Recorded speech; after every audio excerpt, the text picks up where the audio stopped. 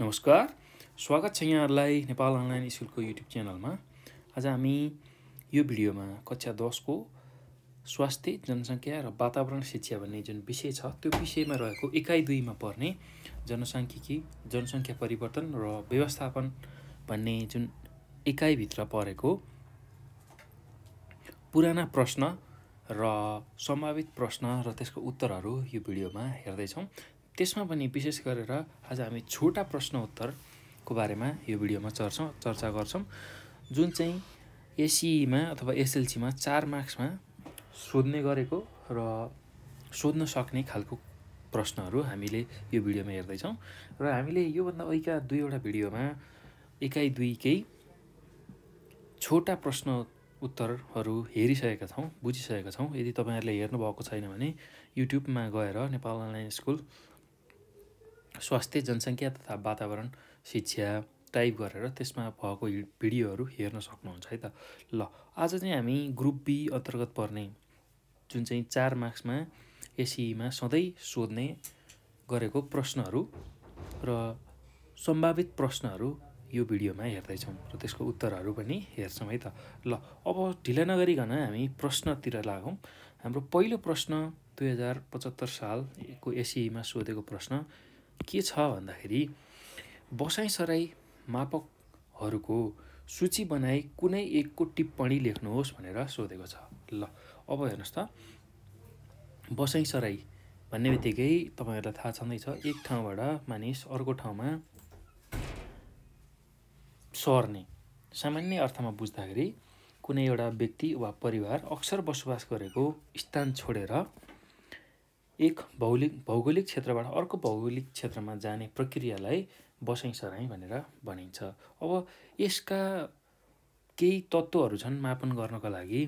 यसलाई मापन गर्न केही तत्त्वहरू छन्। त्यो भनेको के हो भन्दाखेरि एउटा छ आन्तरिक बसाइसराई दर, त्यसै गरी दोस्रो छ बाह्य बसाइसराई दर, त्यसै गरी तेस्रो छ कुल बसाइसराई दर र चौथो खुद बसाइसराई दर। ल, हो त्यही कुरा हामीले लेख्नुपर्ने छ र त्यो मध्येमा कुनै एउटाको तपाईँहरूलाई कुन सहज हुन्छ त्यसको टिप्पणी लेख्नुपर्ने छ, अर्थात् त्यसलाई अलिकता व्याख्या गर्नुपर्ने छ। हामीले एकदम सहज छ, केही गाह्रो छैन। सुरुमा हामी बसाइसराईकै बारेमा लेखौँ है त। बसाइसराई भनेको के हो हामीले बुझिसक्यौँ।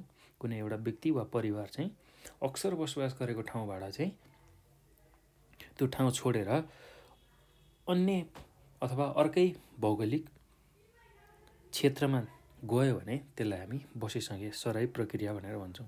हो त्यो मापन गर्नको लागि आन्तरिक बसाइसराई दर, बाह्य बसाइसराई दर, कुल बसाइसराई दर र खुद बसाइसराई दर चाहिँ अपनाइन्छ है त।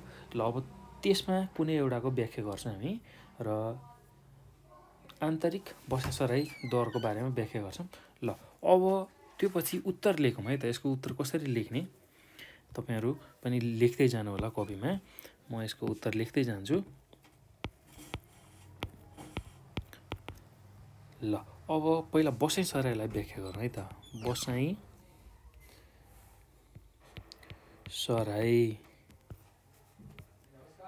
भन्नाले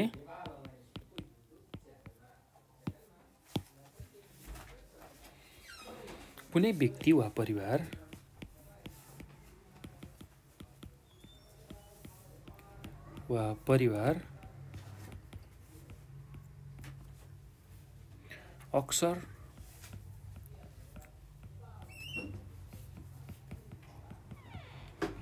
अक्सर बसोबास गर्ने गरेको स्थान छोडी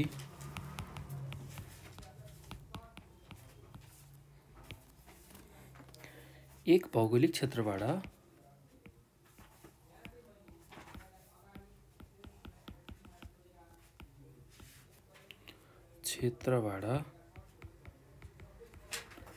अर्को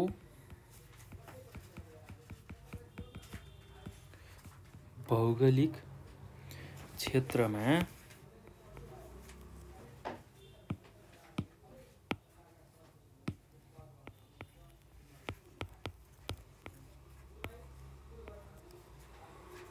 जाने प्रक्रियालाई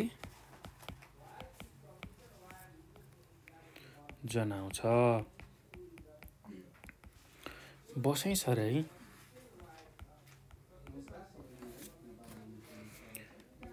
सराईका मापनहरू यस प्रकार छन्। ल अब त्यसमा पहिलो छ आन्तरिक बसाइसराई दर।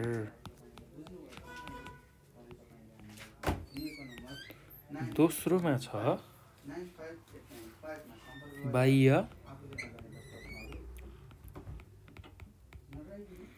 बसाइसराई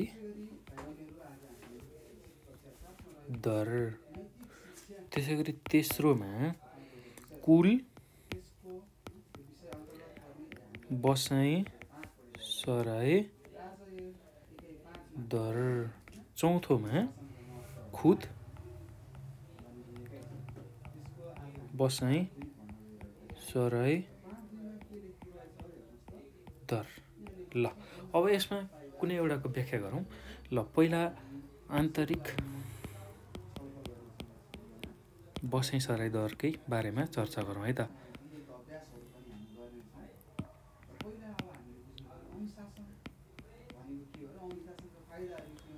ल अब यसको बारेमा टिप्पणी लेख्नुस् भनेको छ। टिप्पणी लेख्नुस् भनेको थोरै व्याख्या गरौँ यसलाई। एकदम सहज छ, केही गाह्रो छैन भाइ बहिनीहरू। ल अब आन्तरिक बसाइसराई दर भनेको के हो त्यो थोरै बुझौँ है त। एकदम सहज छ, केही गाह्रो छैन। ल आन्तरिक बसाइसराई दर भन्नाले कुनै देशभित्र कुनै ठाउँको कुनै वर्षको प्रति 1000 जनसङ्ख्यामा अन्यत्रबाट बसाइसरी आएको जनसङ्ख्यालाई जनाउँछ। हेर्नुहोस् त, आन्तरिक बसाइसराई दर भनेको कुनै देशभित्रको कुनै ठाउँको कुनै वर्षको प्रति 1000 जनसङ्ख्यामा अन्यत्रबाट बसाइसरी आएको जनसङ्ख्यालाई बुझाउँछ। ल यही कुराहरू तपाईँहरूले लेख्नु होला है त। अब यसको सूत्र के हुन्छ त्यो चाहिँ म लेखाइदिन्छु। यसको परिभाषा तपाईँहरूले लेख्नु होला, म भनिदिन्छु। किनभने धेरै जस्तो एसईमा सोध्ने प्रश्नहरू चाहिँ तपाईँहरूले आफ्नो मौलिक उत्तर झल्काएर लेख्नुपर्ने हुन्छ। आफ्नै शैलीमा उत्तरहरू लेख्नुपर्ने हुन्छ। र विशेष गरेर म यहाँ केही बुँदाहरू लेखाइदिन्छु, केही टिपोटहरू लेखाइदिन्छु, मुख्य बुँदाहरू, र त्यसलाई चाहिँ तपाईँहरूले आफ्नो शैलीले व्याख्या गर्नुपर्ने हुन्छ। र त्यसरी लेख्दाखेरि एसईमा प्रश्नको उत्तर लेख्दाखेरि तपाईँहरूलाई बढी मार्क्स प्राप्त हुन्छ, बढी अङ्क प्राप्त हुन्छ। त्यसैले सकभर आफ्नो मौलिकता झल्काएर लेख्नु होला है त। म यहाँ चाहिँ मुख्य बुँदाहरू जुन जुन आवश्यक छ तपाईँहरूलाई त्यसको बारेमा लेखिदिन्छु र त्यसको बारेमा व्याख्या गरिदिन्छु। त्यसैलाई बुझेर तपाईँहरूले आफ्नो उत्तर लेख्नु होला है त। ल अब आन्तरिक बसाइसराई दरमा के भनेर व्याख्या गर्न सक्नुहुन्छ भने तपाईँहरूले आन्तरिक बसाइसराई दरले कुनै देशभित्र कुनै ठाउँको कुनै वर्षको प्रति 1000 जनसङ्ख्यामा अन्यत्रबाट बसाइसरी आएको सङ्ख्यालाई जनाउँछ। ल अब त्यसलाई मापन कसरी गरिन्छ त्यसको सूत्र लेखौँ है त। त्यसको सूत्र म लेखिदिन्छु यहाँ। आन्तरिक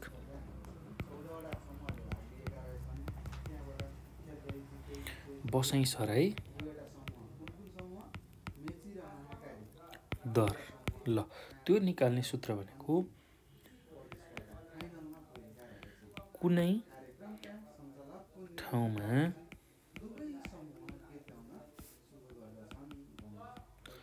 कुनै वर्षमा बसाइसरी आएका व्यक्तिको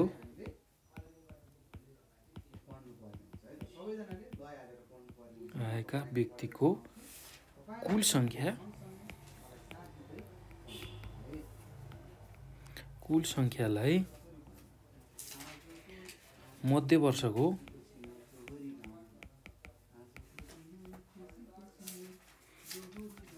त्यस ठाउँको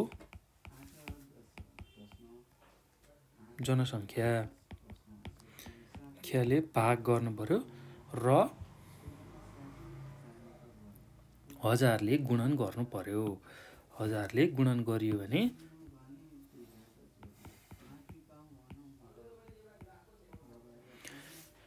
आन्तरिक बसाइसराई दर आउँछ। ल हेर्नुहोस् त, आन्तरिक बसाइसराई दर निकाल्न के गर्नुपर्ने रहेछ भन्दाखेरि कुनै ठाउँमा कुनै वर्षमा बसाइसरी आएका व्यक्तिको कुल सङ्ख्यालाई मध्य वर्षको त्यस ठाउँको जनसङ्ख्याले भाग गर्नु पर्यो र 1000ले गुणन गर्दाखेरि आन्तरिक बसाइसराई दर आउने रहेछ। ल अब यसबाटै आन्तरिक बसाइसराई दरलाई व्याख्या गर्न सकिन्छ। आन्तरिक बसाइसराई दरले कुनै देशभित्र कुनै ठाउँको कुनै वर्षको प्रति 1000 जनसङ्ख्यामा अन्यत्रबाट बसाइसरी आएको जनसङ्ख्यालाई बुझाउँछ भनेर तपाईँहरूले लेख्न सक्नुहुन्छ है त। ल एकदम सहज छ, केही गाह्रो छैन। ल यसरी 1 नम्बरको प्रश्न हामीले हल गऱ्यौँ। अब दोस्रो नम्बरमा हेर्नुहोस् त, 2075 सालमै सोधेको प्रश्न के छ भने प्रजनन र उर्वरताबीच 4वटा फरक देखाउनुहोस् भनेर सोधेको छ। ल एकदम सहज छ यसको उत्तर पनि। ल अब पहिला प्रजननको बारेमा लेखौँ है त। प्रजनन। ल अब म यहाँ बुनागत रूपमा लेखिदिन्छु र यसलाई आफ्नो भाषामा तपाईँहरूले व्याख्या गर्नु होला है त। अब प्रजनन भन्ने बित्तिकै हामीले के बुझ्नुपर्छ? सामान्य अर्थमा प्रजनन शब्दले जन्मलाई बुझाउँछ। जन्मलाई बुझाउँछ। ल यही कुरा तपाईँहरूले लेख्नु होला है त। सामान्य अर्थमा प्रजनन शब्दले जन्मलाई बुझाउँछ। अब प्रजनन भनेको सन्तान उत्पादन गर्ने कार्य हो। सन्तान उत्पादन गर्ने कार्य हो। ल यो पनि लेख्न सक्नुहुन्छ। अनि अर्को भनेको प्रजनन भन्नाले कुनै महिला वा महिलाको समूहको सन्तान उत्पादन गर्ने प्रक्रियालाई बुझाउँछ। महिला वा महिलाको सन्तान महिलाको समूहको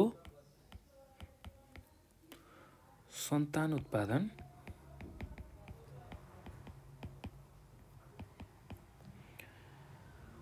गर्ने प्रक्रिया। ल अब अर्को प्रजननलाई कसरी व्याख्या गर्न सकिन्छ भने प्रजनन भनेको महिलाले आफ्नो जीवनकालमा जन्माउने जीवित शिशुहरूको सङ्ख्यासँग सम्बन्धित छ। ल महिलाले आफ्नो जीवनकालमा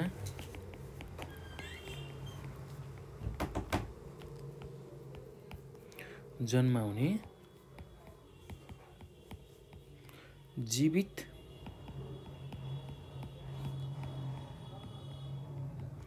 शिशुहरूको सङ्ख्या। ल यसरी प्रजननलाई हामीले व्याख्या गर्न सक्छौँ। र अब अर्को उर्वरता। ल हेर्नुहोस् त, अब उर्वरता भनेको के हो त्यसलाई पनि व्याख्या गर्दै जाउँ है त।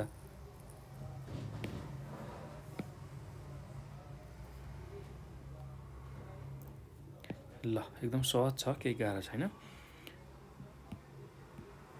ल अब उर्वरता।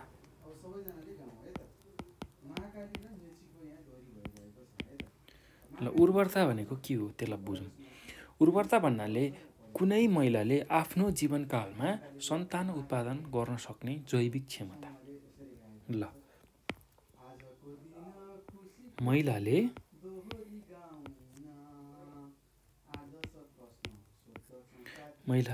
आफ्नो जीवनकालमा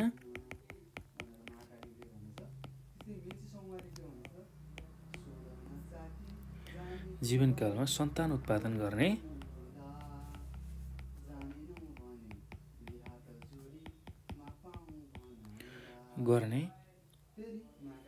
जैविक क्षमता भनेर बुझिन्छ है त।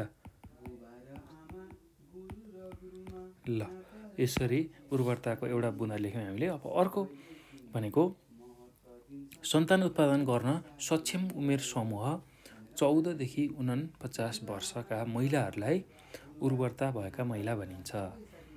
14 देखि 49 वर्षका महिलाहरूलाई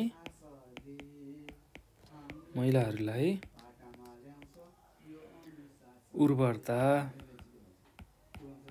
भएका महिला भनिन्छ। ल यो पनि तपाईहरुले लेख्न सक्नुहुन्छ है त। अब अर्को भनेको गर्भधारण गर्न सक्ने क्षमतालाई नै वास्तवमा उर्वरता भनिन्छ। ल गर्भधारण गर्न सक्ने क्षमता। ल यसैलाई हामीले मुख्य रूपमा उर्वरता भन्ने रहेछौं।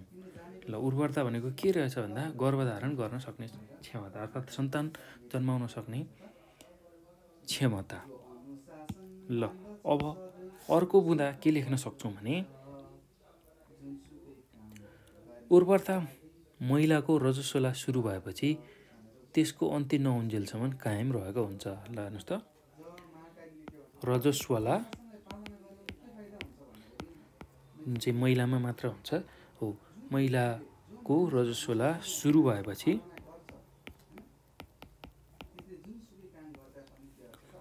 त्यसको अन्त्य नहुन्जेलसम्म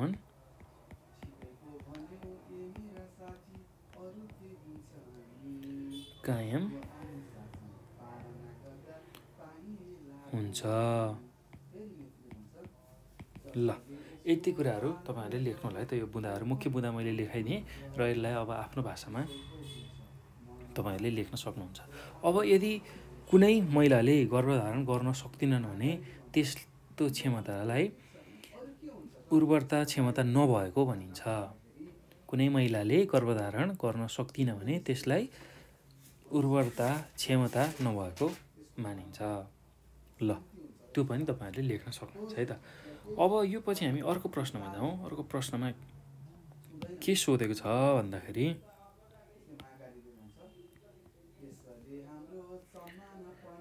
जनसङ्ख्या व्यवस्थापन भनेको के हो? जनसङ्ख्या व्यवस्थापनका उपायहरू छोटकरीमा व्याख्या गर्नुहोस् भनेर सोधेको छ। ल यो पनि 2075 सालमा सोधेको प्रश्न है त। ल 2075 सालमा विभिन्न प्रदेशहरूमा विभिन्न प्रश्नहरू सोधेका छन्, त्यसकै चाहिँ चर्चा हामीले गरिरहेछौँ। ल अब त्यसमध्येमा जनसङ्ख्या व्यवस्थापन भनेको के हो, जनसङ्ख्या व्यवस्थापनका उपायहरूलाई छोटकरीमा व्याख्या गर्नुहोस् भनेर सोधेको छ। ल अब पहिला जनसङ्ख्या व्यवस्थापन भनेको के हो त्यसलाई थोरै व्याख्या गरौँ र त्यसका उपायहरू म यहाँ बुँदागत रूपमा लेखेर त्यसलाई व्याख्या गरिदिन्छु।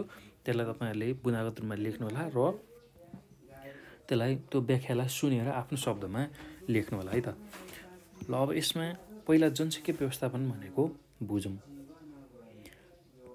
अब यसमा के बुझ्नुपर्छ भने जनसङ्ख्या व्यवस्थापन भन्ने बित्तिकै प्राकृतिक स्रोत अनुसार जनसङ्ख्याको सही वितरण गर्ने कार्यलाई जनसङ्ख्या व्यवस्थापन भनिन्छ। जनसङ्ख्या परिवर्तन भइरहँदा आवश्यक स्रोतको आपूर्ति योजना हामीले बनाउनु पर्ने हुन्छ। प्राप्त स्रोतको सही सदुपयोग र त्यो प्राप्त स्रोतले नधान्ने जनसङ्ख्या भएमा जनसङ्ख्या व्यवस्थापन गर्न हामीलाई गाह्रो हुन्छ। प्राकृतिक स्रोतको उपयोगमा विशेष गरेर समस्या नआउने गरी जनसङ्ख्या वृद्धिलाई रोक्नु भनेको जनसङ्ख्या व्यवस्थापन नै हो।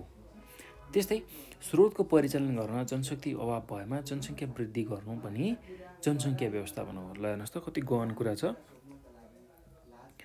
विशेष गरेर जनसङ्ख्या व्यवस्थापन भन्ने बित्तिकै हामीले के बुझ्नु पर्यो भन्दाखेरि प्राकृतिक स्रोत अनुसार हामीलाई के स्रोतहरू उपलब्ध छन् त्यही स्रोत अनुसार जनसङ्ख्याको सही वितरण गर्ने कार्य, जनसङ्ख्याको सही वितरण गर्ने कार्यलाई जनसङ्ख्या व्यवस्थापन भनिन्छ।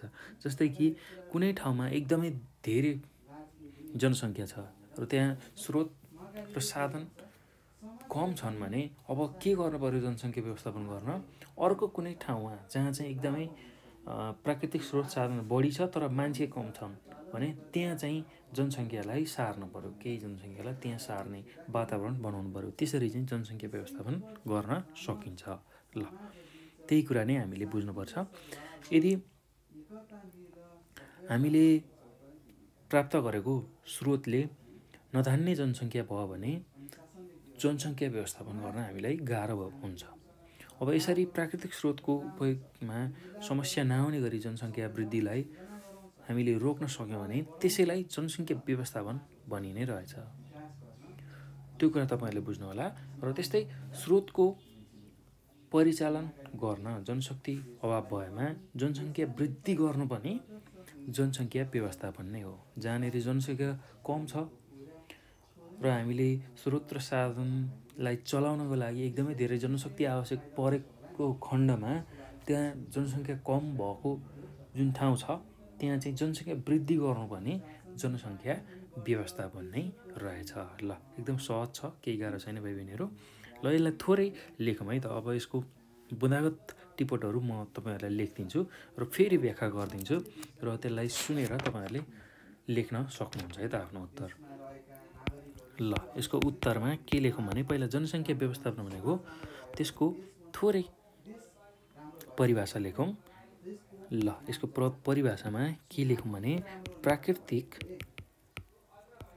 प्राकृतिक स्रोत अनुसार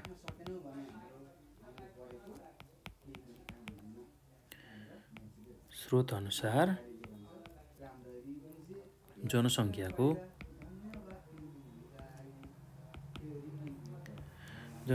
सही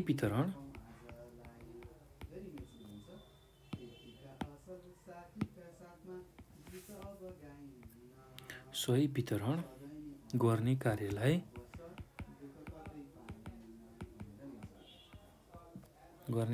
जनसङ्ख्या व्यवस्थापन भनिन्छ। ल, अब यति कुरा लेखिसकेपछि तपाईँहरूले जनसङ्ख्या व्यवस्थापनका उपायहरू लेख्नुपर्ने हुन्छ। ल, जनसङ्ख्या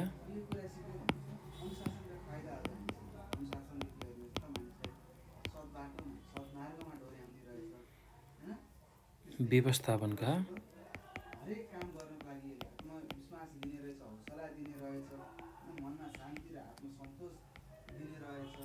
उपायहरू। ल, त्यसमा पहिलो छ जन्मान्तर।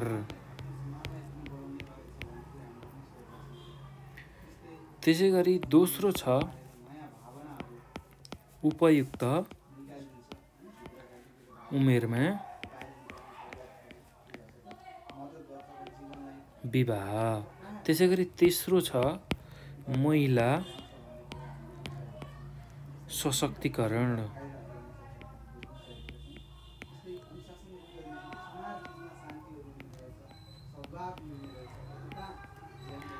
त्यसै गरी चौथो छ लैङ्गिक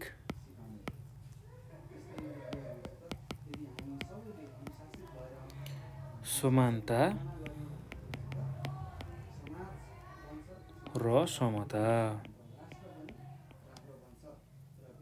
त्यसै गरी पाँचौँ छ गर्भनिरोधका उपायहरू।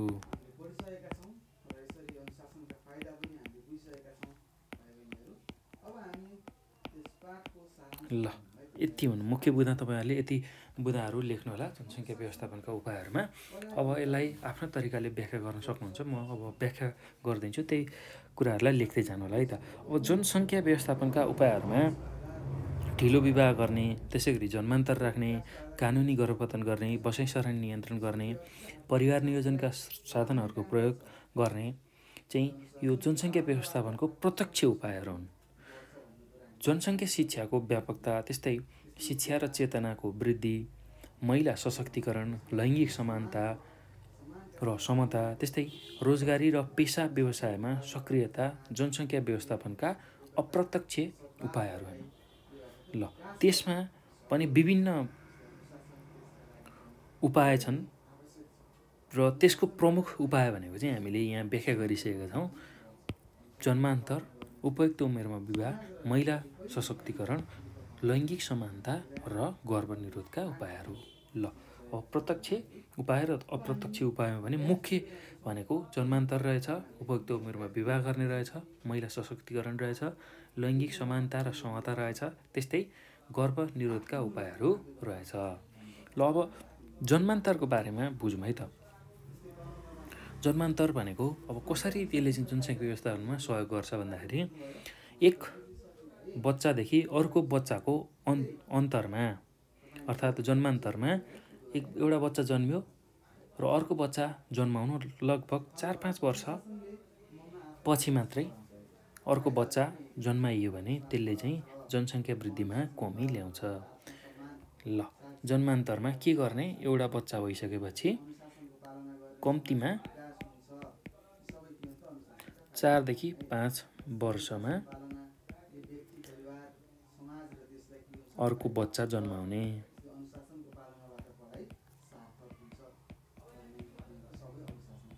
एउटा बच्चा भइसकेपछि 4-5 वर्ष पछाडि मात्रै अर्को बच्चा जन्माउने हो भने त्यसले चाहिँ जनसङ्ख्या वृद्धिमा कमी ल्याउँछ। ल अब त्यस्तै अर्कोमा दोस्रोमा के लेख्न सक्नुहुन्छ भने उपयुक्त उमेरमा विवाह। ल महिलाको उमेर 20 वर्ष भइसकेपछि गर्भधारण गरी बच्चा जन्माउने गरी र 20 वर्षपछि विवाह गर्नु उपयुक्त उमेर मानिन्छ। त्यस्तै गरी 20 देखि 35 वर्षको बिचमा बच्चा जन्माउँदा आमा र बच्चा दुवैको स्वास्थ्य राम्रो भई जनसङ्ख्या व्यवस्थापनमा सहयोग पुर्याउँछ। ल हेर्नुहोस् त, महिलाको 20 वर्षमा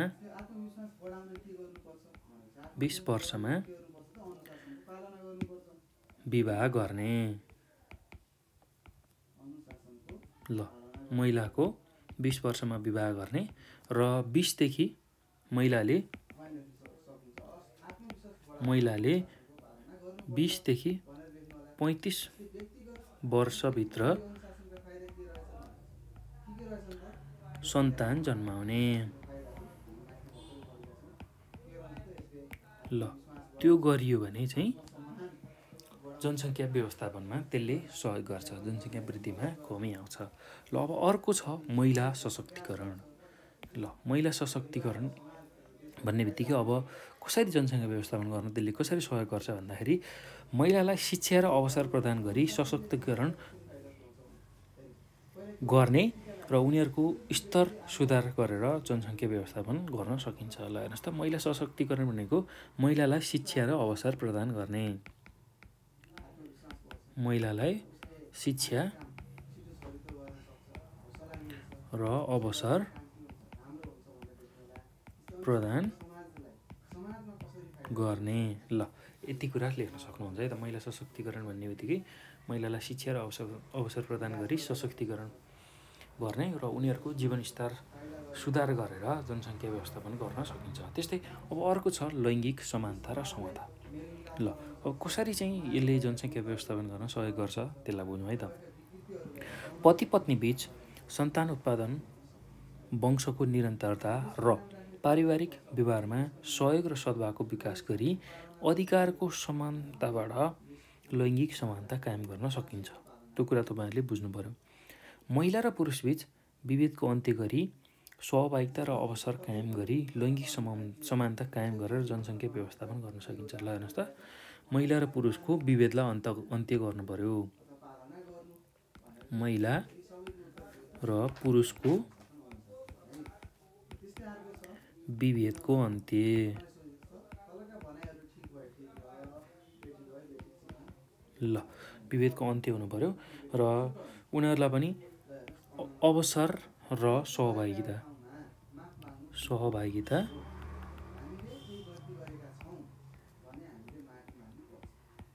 अवसर दिने महिलाहरूलाई। ल त्यो गरियो भने लैङ्गिक समानता कायम हुन्छ। महिला र पुरुषलाई समान अधिकार दिने गऱ्यौँ भने त्यसले पनि जनसङ्ख्या व्यवस्थापन गर्न सजिलो हुन्छ। ल अब अर्को छ गर्भनिरोधका उपायहरू। ल गर्भनिरोधका अब प्राकृतिक र कृत्रिम दुवै उपायहरू छन् र त्यसमा पनि दुईटा सन्तान भइसकेपछि प्राकृतिक रूपमै अथवा कृत्रिम रूपमै गर्भनिरोध रोक्न सकिन्छ। त्यो गरियो भने जनसङ्ख्या कम हुन्छ। महिला र पुरुषले गर्भनिरोधका प्राकृतिक र कृत्रिम उपाय अपनाएर पनि जनसङ्ख्या व्यवस्थापन गर्न सकिन्छ। ल यसमा के लेखौँ भने प्राकृतिक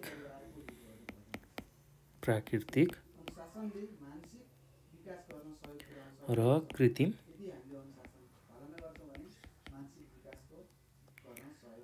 उपायहरू अपनाउने। ल त्यसमा पनि अब स्थायी र अस्थायी जुन गर्भनिरोधका प्रक्रियाहरू छन् त्यो अपनायो भने जनसङ्ख्या व्यवस्थापन गर्न सजिलो हुन्छ। जस्तै कि अब स्तनपान, महिलाले लामो समयसम्म स्तनपान गरायो भने त्यसले पनि गर्भ रहन दिँदैन र जनसङ्ख्या वृद्धि हुन दिँदैन। त्यस्तै अर्को छन्द विधि छ, त्यसै गरी बाह्य स्खलनहरू छ, त्यसले चाहिँ गर्भ बस्न दिँदैन। त्यस्तै अब स्थायी विधिहरू पनि छ, महिलाले मिनी ल्याप गर्ने अथवा ल्याप्रोस्कोपी गर्ने, त्यस्तै पुरुषले भ्यासेक्टोमी गर्ने। त्यो गरियो भने पनि गर्भ बस्न पाउँदैन है त। ल त्यसरी चाहिँ जनसङ्ख्या जुन वृद्धि छ त्यसमा कमी आउँदै जान्छ। ल यति कुरा तपाईँहरूले लेख्नु होला है त। अब अर्को प्रश्न नम्बर 4 मा के सोधेको छ भन्दाखेरि जनसाङ्ख्यिकी तालिका निर्माण गरी यसका तत्त्वहरूको वर्णन गर्नुहोस् भनेको छ। ल एकदम सजिलो छ। जनसाङ्ख्यिकी तालिका बनाउनलाई हामीले के आवश्यक पर्छ भन्दाखेरि पहिला जनसाङ्ख्यिक तत्त्वहरू हामीलाई आवश्यक पर्छ, त्यसै गरी जनसाङ्ख्यिक प्रक्रिया, त्यसै गरी जनसाङ्ख्यिक मापन। ल अब जनसाङ्ख्यिक तत्त्वहरू 3 वटा छन्, जन्म, मृत्यु र बसाइसराई। त्यस्तै यसको प्रक्रिया, जनसाङ्ख्यिक प्रक्रिया भनेको प्रजनन, जन्म भनेको प्रजननबाट हुन्छ, मृत्यु मरण र बसाइसराई। त्यसै गरी अब जनसाङ्ख्यिकी मापन कसरी गर्न सकिन्छ जन्मको भन्दाखेरि प्रजनन दरबाट, त्यसै गरी मृत्यु दरबाट र बसाइसराई दरबाट। ल त्यही तालिका तपाईँहरूले बनाउनु पर्नेछ। म तालिका बनाएर देखाउँछु तपाईँहरूलाई र त्यसको थोरै व्याख्या गरिदिन्छु, त्यो पनि सुन्नु होला है त। ल जनसाङ्ख्यिक तालिका। जनसाङ्ख्यिक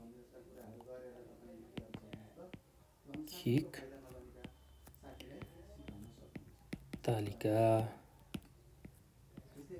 ल त्यसमा के हामीले लेख्नुपर्छ भन्दाखेरि जनसाङ्ख्यिक तालिकामा जनसाङ्ख्यिक तत्त्व,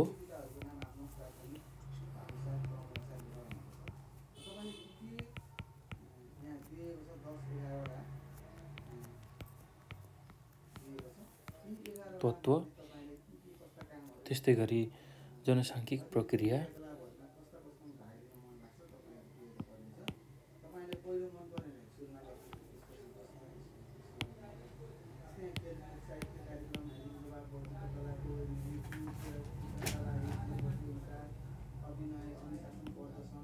जनसाङ्ख्यिक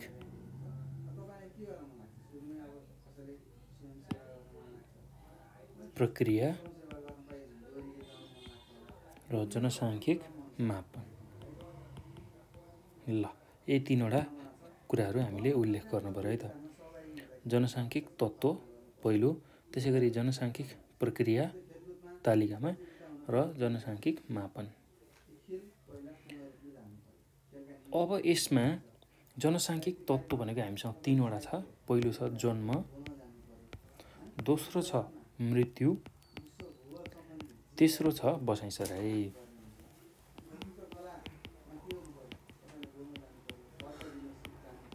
ल अब जन्म जुन हाम्रो तत्त्व छ, जनसाङ्ख्यिक तत्त्व, त्यसै गरी मृत्यु र बसाइसराई छ, हो त्यसलाई चाहिँ त्यो प्रक्रिया कसरी हुन्छ त, कुन प्रक्रियाबाट हुन्छ? जनसाङ्ख्यिक प्रक्रिया भनेको जन्म चाहिँ प्रजननबाट हुन्छ, त्यसै गरी मृत्यु मरणबाट हुन्छ र बसाइसराईबाटै हुन्छ।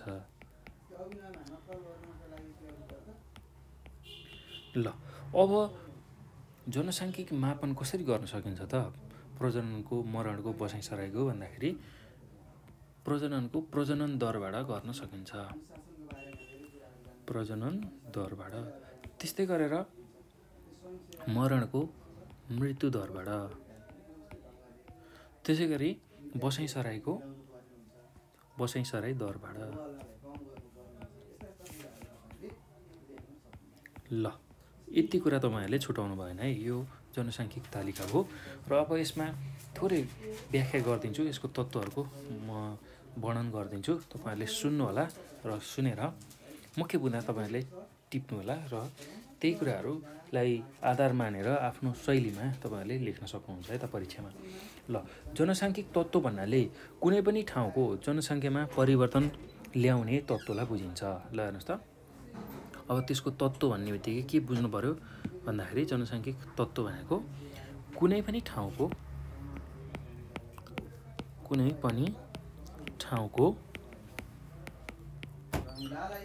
जनसङ्ख्यामा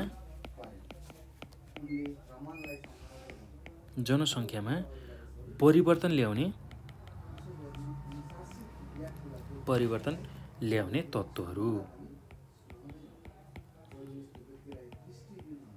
ल त्यसलाई हामीले के भन्ने रहेछौँ? जनसाङ्ख्यिक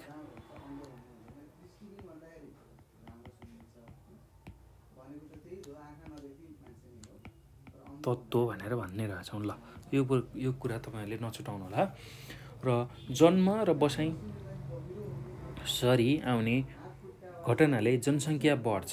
ल हेर्नुहोस् त, मान्छे जन्मिँदाखेरि जनसङ्ख्या बढ्यो, त्यसै गरी कुनै ठाउँमा अन्य ठाउँबाट बसाइ सरेर मान्छे आयो भने त्यो बसाइ सरेर आएको ठाउँमा चाहिँ जनसङ्ख्या बढ्छ र मृत्यु हुँदाखेरि चाहिँ जनसङ्ख्या घट्छ। ल त्यो कुरा नि तपाईँले लेख्नु होला। र त्यसै गरी कुनै ठाउँबाट बसाइ सरेर गएको छ भने त्यो ठाउँको जनसङ्ख्या घट्छ। जस्तै कि म अहिले काठमाडौँमा छु र म यहाँबाट पोखरा गएँ भने काठमाडौँको जनसङ्ख्या घट्यो र पोखरामा म त्यहाँ बस्न गएँ भने पोखराको जनसङ्ख्या बढ्ने हुन्छ। मेरो कारणले एकजना बढेको पोखरामा र काठमाडौँमा एकजना घटेको, त्यसरी चाहिँ हामीले बुझ्न सक्छौँ है त। ल त्यो कुरा तपाईँहरूले बुझ्नु होला।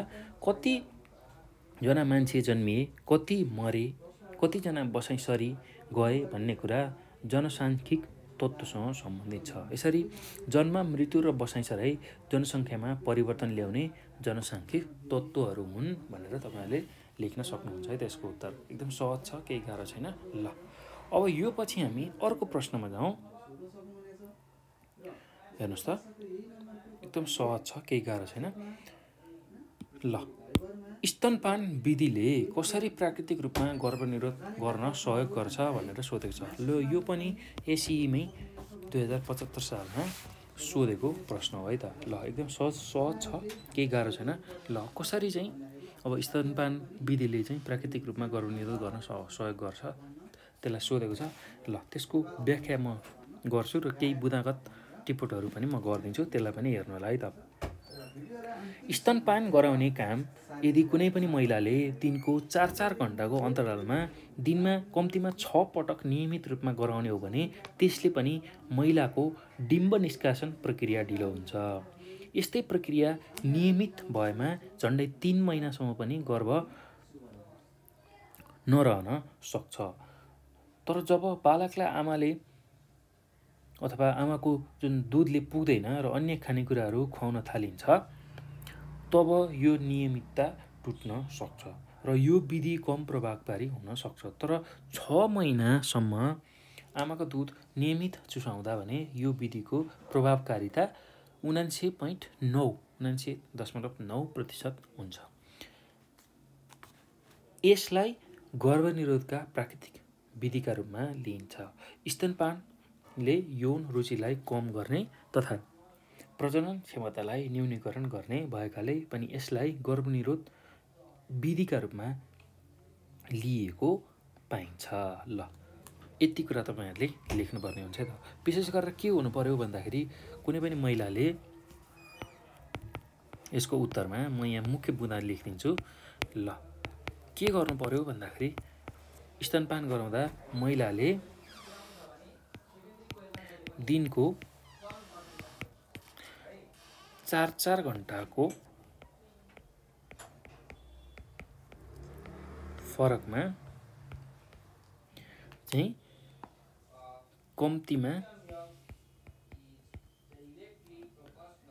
6 पटक स्तनपान गराउने।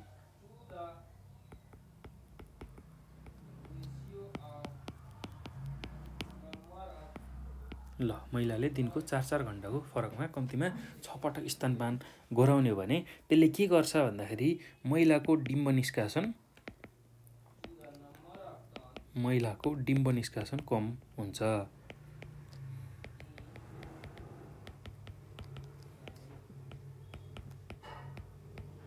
ल अब महिलाको डिम्ब निष्कासनमा कमी हुनुका साथै अर्को के हुन्छ भन्दाखेरि गर्भ नरहने पनि हुन जान्छ। अनि अर्को कुरा भनेको यसरी नियमित रूपमा स्तनपान गराउँदै जाँदाखेरि चाहिँ यौन रुचिलाई पनि कम गरिदिन्छ। यौन रुचिमा कमी आउने, जसको परिणामस्वरूप चाहिँ गर्भनिरोध हुने र प्रजनन क्षमता पनि न्यूनीकरण त्यसले गर्न सक्छ। ल त्यो कुरा हामीले बुझ्नु पर्यो है त। ल यही कुरालाई तपाईहरुले मिलाएर आफ्नो शैलीमा लेख्नु होला है त। मुख्य भनेको दिनको 4-4 घण्टाको फरकमा चाहिँ कम्तीमा 6 पटक महिलाले स्तनपान गराउनु पर्ने रहेछ। त्यसरी स्तनपान गराउँदाखेरि महिलाहरूको डिम्ब निष्कासनमा कमी आउने रहेछ। त्यसरी डिम्ब निष्कासनमा कमी आउनु भनेको गर्भ नरहनु हो। त्यसका साथसाथै महिलाको यौन रुचिमा पनि कम आउने हुनाले चाहिँ बच्चा जन्मिने दर कम हुन जान्छ। ल त्यसरी चाहिँ गर्भनिरोधमा यसले सहयोग पुर्याउँछ। तर यदि बच्चाको जुन उमेर बढ्दै गर्दाखेरि आमाको दुधले नपुग्ने अवस्था आउन सक्छ, अथवा कुनै आमाको दुध नै नआउने, धेरै दुध नआउने, त्यति बेला चाहिँ फेरि यसको जुन प्रभावकारिता छ त्यो प्रभावकारिता 100% नहुन सक्छ। त्यो कुरा पनि हामीले ख्याल गर्नुपर्छ है त। ल यही कुराहरूलाई मिलाएर आफ्नो शैलीमा, आफ्नो भाषामा तपाईहरुले लेख्नु होला, किनभने तपाईहरुको मौलिक भाषालाई नै एसईको परीक्षामा प्राथमिकता दिइन्छ र त्यही अनुसार तपाईको अङ्क प्राप्त हुन्छ। ल अब यति गरिसकेपछि हामी अब अर्को प्रश्नमा जाउँ। अर्को प्रश्नमा के सोधेको छ त्यसलाई पनि बुझौँ है त। ल प्रश्न नम्बर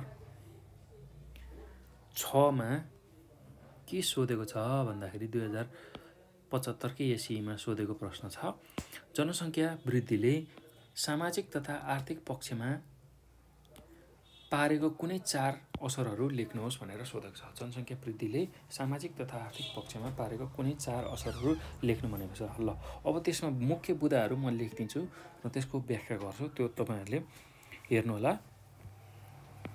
ल यसको उत्तरमा के छ भने जनसङ्ख्या वृद्धिले सामाजिक तथा आर्थिक पक्षमा पारेका असरहरू चाहिँ बुदागत रूपमा लेखौँ। ल पहिलोमा स्वास्थ्य क्षेत्रमा असर पारेको छ है त। स्वास्थ्यमा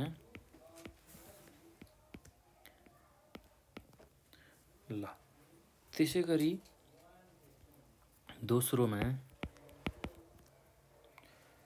जनसङ्ख्या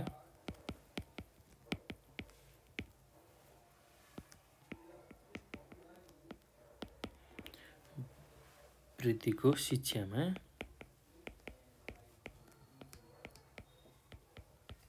असर। ल त्यस्तै गरी तेस्रोमा संस्कृति र सांस्कृतिक सम्पदामा असर।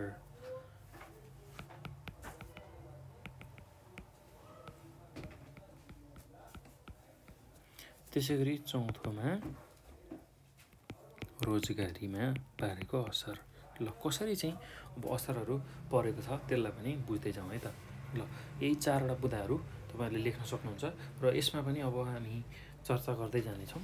ल अब स्वास्थ्यमा पहिलो भनेको स्वास्थ्यमा कसरी असर पारेको छ। ल त्यसको पनि मुख्य बुदागत कुराहरू म लेखाइदिन्छु र त्यसलाई तपाईहरुले पनि लेख्नु होला र त्यही अनुसार आफ्नो शैलीमा उत्तर लेख्नु होला है त।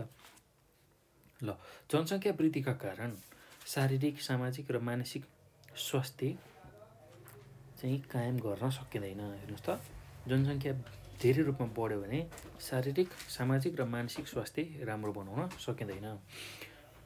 स्वास्थ्य जनताको उत्पादकत्व बढाउने माध्यम हो। ल हेर्नुस् त, हाम्रो स्वास्थ्य भनेको जनताको उत्पादकत्व बढाउने माध्यम हो र जनसङ्ख्या वृद्धिका कारण स्वास्थ्य सेवा र सुविधा पुर्याउन कठिन हुन्छ। ल हेर्नुस् त, जनसङ्ख्या बढ्दाखेरि स्वास्थ्य सेवा र सुविधा पुर्याउन कठिन हुन्छ। बालबालिकाको स्याहार र पोषणको अभावमा शिशु तथा बाल मृत्युदर पनि बढ्न जान्छ। त्यो कुरा हामीले बुझ्नुपर्छ र बच्चामा अपाङ्गता पनि हुनसक्छ। त्यसैले अब सुत्केरी, त्यस्तै गरी गर्भवती आमा र परिवारका अन्य सदस्यहरूको स्वास्थ्यमा पनि नकारात्मक असर त्यसले पुर्याउन सक्छ। यदि स्वास्थ्य स्थिति जुन हामीले चाहेअनुसार बनाउनु पर्ने हो त्यो बनाउन सकिएन भने, जनसङ्ख्या वृद्धि भयो भने अब धेरै जनसङ्ख्यालाई त्यही अनुसारको खाद्यान्न, त्यही अनुसारको पोषक तत्त्वहरू प्रदान गर्नुपर्ने हुन्छ र त्यो परिपूर्ति नहुँदाखेरि यस्ता खालका समस्याहरू देखा पर्छन्। ल, जनसङ्ख्या वृद्धिका कारण के हुन सक्छ स्वास्थ्य क्षेत्रमा भन्दाखेरि स्वास्थ्य सेवा र सुविधा पुर्याउन कठिन। स्वास्थ्य सेवा र सुविधा पुर्याउन कठिन हुने। ल, यसरी स्वास्थ्य सेवा र सुविधा पुर्याउन कठिन हुँदाखेरि के हुन सक्छ भन्दाखेरि बालबालिकामा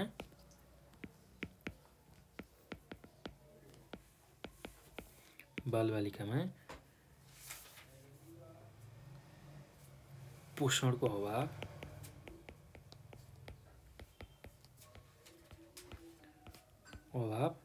र बाल मृत्युदर पनि बढ्न सक्छ। बाल मृत्युदर बढ्ने भन्ने सम्भावना हुन्छ। ल, त्यो कुरा हामीले बुझ्नु पर्यो। त्यस्तै बच्चा अपाङ्ग पनि हुन सक्छ। त्यो कुरा पनि तपाईले लेख्न सक्नुहुन्छ र गर्भवती त्यसै गरी सुत्केरीमा पनि समस्या देखा पर्न सक्छ।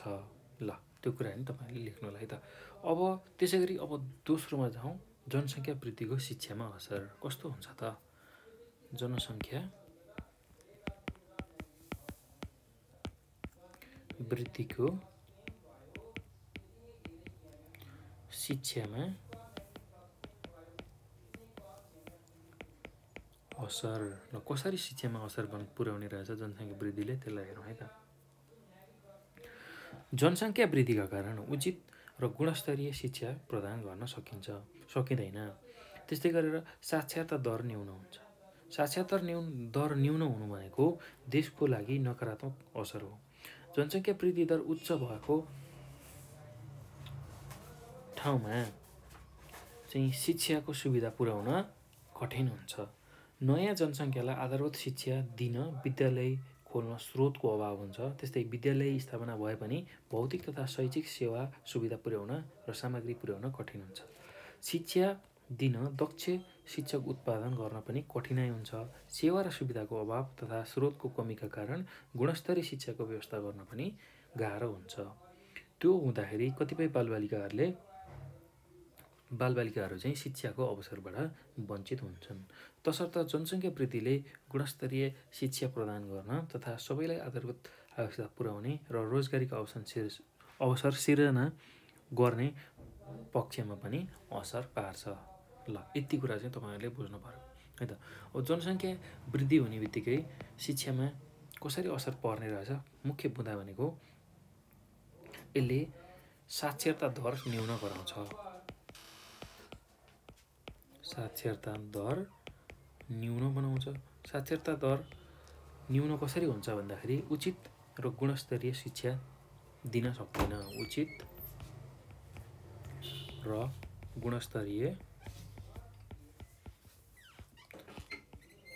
शिक्षा दिन सक्दैन। त्यो कुरा हामीले बुझ्नु पर्यो है त।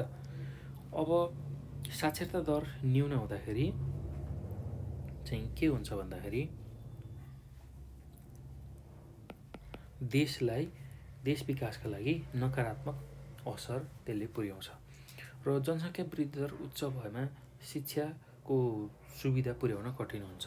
ल हेर्नुहोस् त, शिक्षाको जुन सुविधा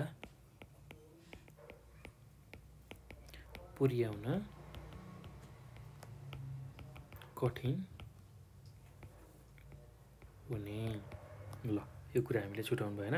अब शिक्षाको सुविधा पुर्याउन कठिन हुनेमा भनेको भौतिक तथा शैक्षिक सामग्रीहरू त्यसमा आउँछन्। भौतिक तथा शैक्षिक सामग्रीहरू पुर्याउन गाह्रो अथवा कठिन। ल यति काम हुन्छ है त। शिक्षाको जुन सुविधा पुर्याउन कठिन हुनु भनेको भौतिक तथा शैक्षिक सामग्री पुर्याउन गाह्रो। त्यसका साथसाथै दक्ष जुन शिक्षकहरू हुनुहुन्छ उनीहरूलाई चाहिँ कुनै ठाउँबाट बोलाउनु पर्ने अथवा त्यो उत्पादन गर्ने शिक्षकहरू उत्पादन गर्ने त्यसमा पनि समस्या देखिन्छ, जसको कारण चाहिँ बालबालिकाहरू गुणस्तरीय शिक्षाबाट वञ्चित हुन सक्छन्। त्यो गर्दाखेरि चाहिँ त्यसले व्यक्तिको सिक्ने जान्ने जुन पक्ष छ त्यसलाई चाहिँ बन्द गरिदिन्छ हो। त्यसैले जनसङ्ख्या वृद्धि भयो भने यसले शिक्षामा ठुलो असर पुर्याउने रहेछ भनेर तपाईँहरूले लेख्न सक्नुहुन्छ है त। ल अब अर्कोमा जाउँ, संस्कृति र सांस्कृतिक सम्पदा। संस्कृति र सांस्कृतिक ल अब जनसङ्ख्या वृद्धि हुँदाखेरि कसरी असर गर्ने रहेछ त्यसले यसलाई भन्दाखेरि जनसङ्ख्या वृद्धि भएमा समाजमा खाद्यान्न, लत्ता कपडा र आधारभूत आवश्यकताहरू पुरा गर्नलाई एकदमै समस्या हुन्छ। यसले गर्दा आफ्नो मौलिकताको जुन पहिचान दिने खालको गीत, लोककथा, लोकनृत्य, सङ्गीतको संरक्षण गर्न मानिसले समय पाउँदैनन्। चाडपर्व, पहिरन, त्यसै गरी भाषा, धर्ममा पनि विकृति आउँछ। बढेको जनसङ्ख्याले सिर्जना गर्ने गरिबी र बेरोजगारीलाई आधार बनाएर विदेशीहरूले हाम्रो संस्कृतिमाथि आक्रमण गर्छन्। आपसमा विभिन्न खाले वैमनस्यता सिर्जना हुन्छ। त्यस्तै देखासिकी र आधुनिकीकरण गर्नाले मौलिक संस्कृति पनि लोप हुँदै जान्छ। त्यस्तै मठ मन्दिरको जग्गा जमिन मिचिन्छ, सांस्कृतिक सम्पदाको वरपर फोहोर हुन्छ, ती भत्कन्छन्। त्यस्तै मर्मत सम्मार तिनीहरूको हुन पाउँदैन। त्यस्तै सांस्कृतिक सम्पदाको संरक्षण पनि हुन पाउँदैन। समाजमा विकृति आउँछ र अन्त्यमा संस्कृति नै विकृति भई परम्परा र मौलिकता नै अन्त्य हुन्छ। ल यति कुरा चाहिँ हामीले बुझ्नु पर्यो है त। यसमा संस्कृति र सांस्कृतिक सम्पदा चाहिँ जनसङ्ख्या वृद्धि हुँदा कसरी चाहिँ लोप हुन सक्छ अथवा त्यसमा कस्तो असर गर्न सक्छ त्यो कुरा हामीले बुझ्यौँ है त। ल अब के कुरा हामीले बुझ्नु पर्यो भने विशेष गरेर संस्कृति र सांस्कृतिक सम्पदामा मुख्य बुँदा भनेको तपाईँहरूले के लेख्न सक्नुहुन्छ भने समाजमा खाद्यान्न,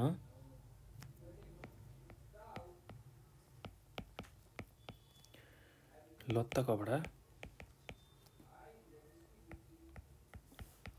र आधारभूत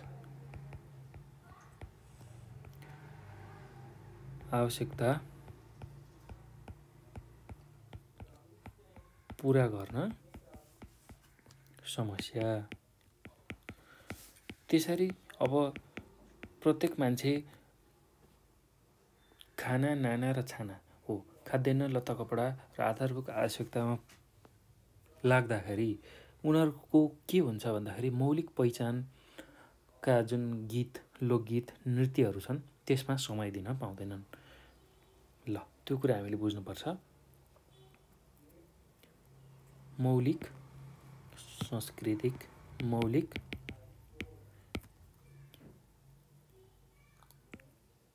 मौलिकताको पहिचान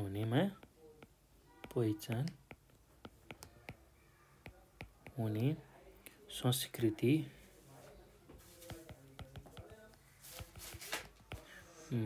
समय दिन पाउँदैनन्।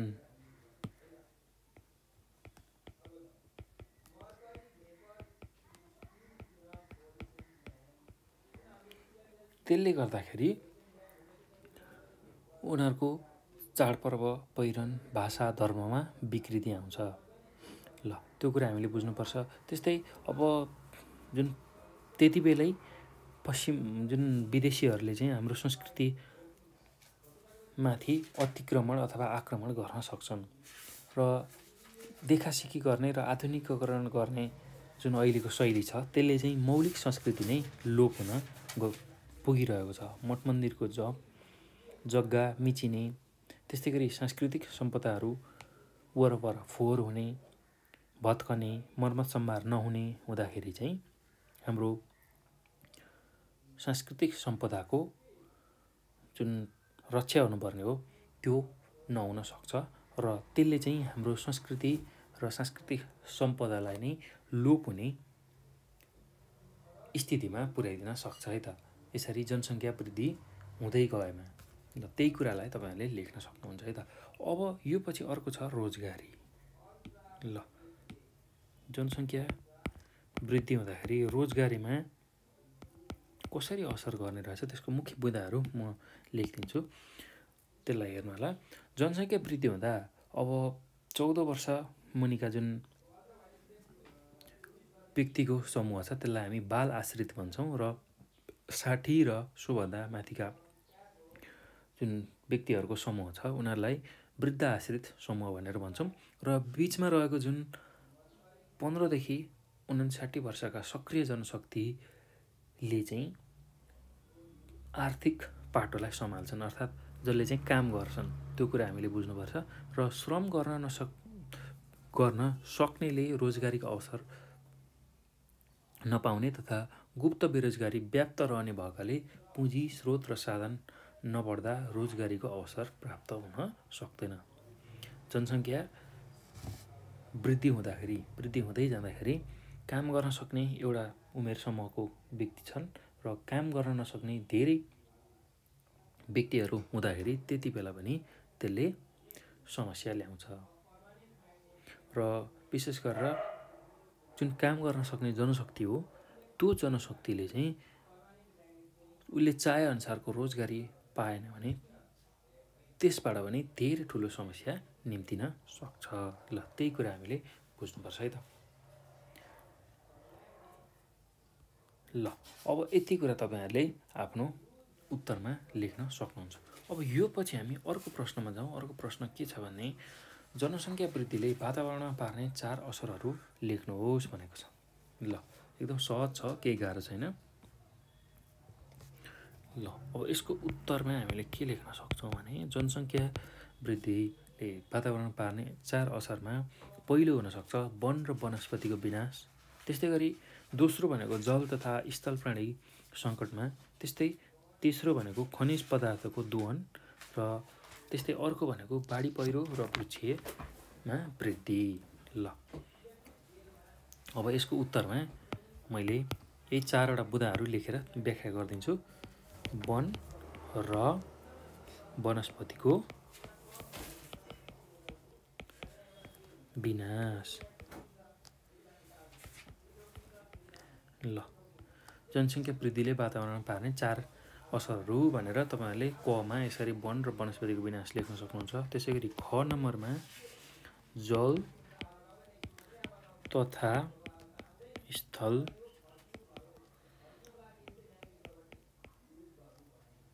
प्राणीमा सङ्कट। त्यसै गरी ग नम्बरमा लेख्न सक्नुहुन्छ खनिज पदार्थको दोहन। त्यसरी घ नम्बरमा बाढी पहिरो र भुक्षयको वृद्धि। ल यति कुराहरू लेख्न सक्नुहुन्छ र यसैलाई अब आफ्नो शैलीमा व्याख्या गर्न सक्नुहुन्छ। र म अब बुँदागत रूपमा वन र वनस्पतिको विनाश लगायत यो 4वटा बुँदा मैले यहाँ जुन लेखेको छु त्यसको व्याख्या गरिदिन्छु र त्यही चिजलाई सुनेर तपाईँहरूले आफ्नो शैलीमा यसको उत्तर लेख्न सक्नुहुन्छ है त। जनसङ्ख्या वृद्धिले वन र वनस्पतिको विनाश कसरी हुन्छ त्यो बारेमा अब म व्याख्या गर्दैछु, त्यसलाई सुन्नु होला है, ध्यानपूर्वक सुन्नु होला। म यसलाई लेखाउँदिनँ, तपाईँहरूले सुनेरै यसको उत्तर सुनेकै भरमा तपाईँहरूले लेख्नुपर्ने हुन्छ र यदि तपाईँहरूले सक्नुहुन्छ भने टिप्नु होला है त। ल जनसङ्ख्या वृद्धि हुँदा मानिसलाई खाने, लाउने, बस्ने जस्ता आधारभूत आवश्यकताको अभाव हुन्छ। आधारभूत आवश्यकताको पूर्तिका लागि अनियन्त्रित जङ्गल फडानी गरी बस्ती बसाउने क्रम बढ्छ। त्यस्तै समथर जमिनमा जनघनत्व बढी जङ्गल फडानी गर्ने, त्यस्तै गरी खोरिया फाँडेर खेती गर्ने, भिरालो जमिनमा पनि खेती गर्ने, काठ दाउरा र घाँसका लागि रुख काट्ने कार्यले वन जङ्गल नासिन्छन्। पाखा पखेरा नाङ्गा हुन्छन्। वन पैदावार र जडीबुटी नष्ट भई वातावरणमा नकारात्मक असर पुग्न जान्छ। ल यही कुरा तपाईँहरूले लेख्न सक्नुहुन्छ है त। अब त्यस्तै जनसङ्ख्या वृद्धि हुँदा जल तथा स्थल प्राणीमा कसरी सङ्कट आउँछ त्यसलाई पनि बुझौँ है त। जनसङ्ख्या वृद्धिका कारण वातावरणमा ह्रास आई जल तथा स्थल प्राणीहरूलाई असर पार्छ। प्राणीको वासस्थान जङ्गल र जल हो। जङ्गल अतिक्रमणले प्राणीको वासस्थान नासिन्छ। त्यस्तै जीवजन्तुहरू लोप हुन्छन्। त्यसै गरी उद्योग धन्दा र कल कारखानाबाट निस्केका जुन फोहोर पानी, रसायन, काम नलाग्ने पदार्थले पानी र जमिन दुवै प्रदूषित गर्छ। औद्योगिक रसायन, विषालु पदार्थ र मलमूत्रले पानीलाई प्रदूषित गराई जलमा बस्ने र स्थलमा बस्ने जुन प्राणीहरू हुन्छ उनीहरूको जीवनमा सङ्कट पैदा गर्छ। यसले वातावरणलाई असन्तुलित बनाउँछ। ल यति कुरा तपाईँहरूले लेख्न सक्नुहुन्छ है त। अब त्यस्तै अर्को छ खनिज पदार्थको दोहन। ल जनसङ्ख्या वृद्धि हुँदा खनिज पदार्थ कसरी दोहन हुन्छ त्यसलाई पनि बुझौँ है। जनसङ्ख्या बढ्ने बित्तिकै खनिज पदार्थहरू अत्याधिक दोहन हुन्छ। जति जति मान्छे बढे त्यति नै हामीलाई आवश्यकताहरू हाम्रो बढ्दै जान्छ। त्यो आवश्यकतालाई पूर्ति गर्नको लागि जुन खनिज पदार्थहरू छन् प्रकृतिमा पाइने त्यसको अत्याधिक दोहन हुन्छ। खनिजको अनियमित र असीमित प्रयोगले वातावरणमा असन्तुलन पैदा हुन पुग्छ र मानिसका आवश्यकता र इच्छाले खनिजको दुरुपयोग भई वातावरणमा एकदमै नराम्रो असर पुग्न जान्छ। ल यही कुरा तपाईँहरूले लेख्न सक्नुहुन्छ है त। अब अर्को भनेको जनसङ्ख्या वृद्धि हुँदाखेरि बाढी पहिरो र भुक्षयको वृद्धि कसरी हुन्छ त त्यसलाई पनि बुझौँ।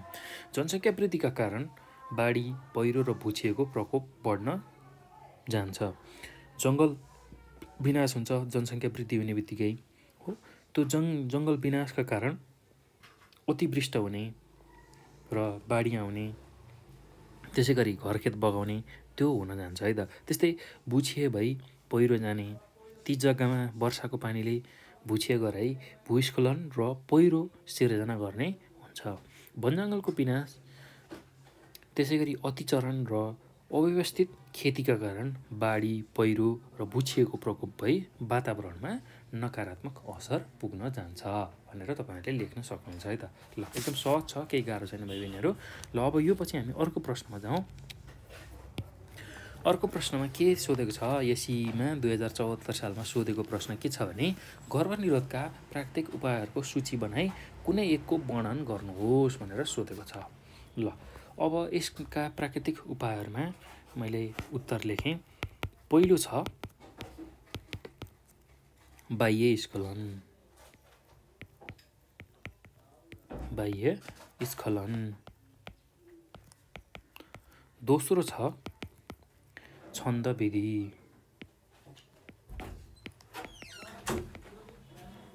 छन्द विधि। तेस्रोमा छ योनिस्राव परीक्षण।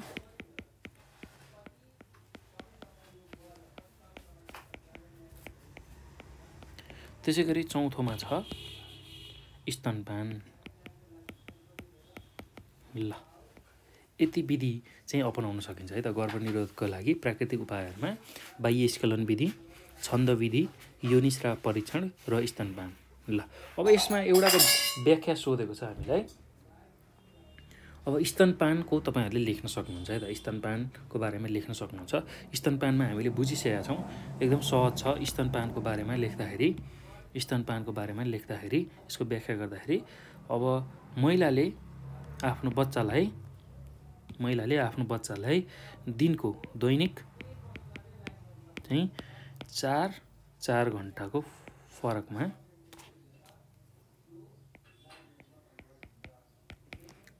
फरकमा चाहिँ 6 पटक स्तनपान गराउने। यसरी स्तनपान गराउँदाखेरि चाहिँ महिलाको डिम्ब निष्कासनमा कमी आउँछ। जसको फलस्वरूप चाहिँ गर्भनिरोध हुन जान्छ। ल त्यो कुरा हामीले बुझ्न सक्छौँ है त। स्तनपान नियमित रूपमा गराएमा 3 महिनासम्म गर्भ नहराउन सक्छ। स्तनपान यो नियमित भयो भने 3 महिनासम्म